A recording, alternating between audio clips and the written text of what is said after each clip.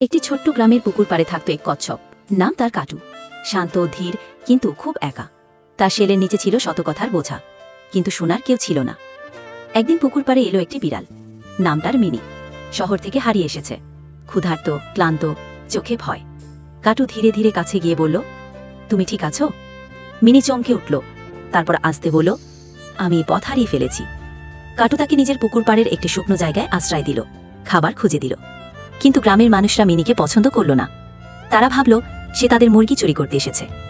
একদিন এক কৃষক মিনিকে তাড়াতে গিয়ে তাকে আঘাত করল। রাতের অন্ধকারে সে মিনিকে নিজের খোলসের উপরে চাপিয়ে ধীরে ধীরে নদীর পথ ধরে হাঁটা শুরু করল। দিনের পর দিন তারা চলল একসাথে।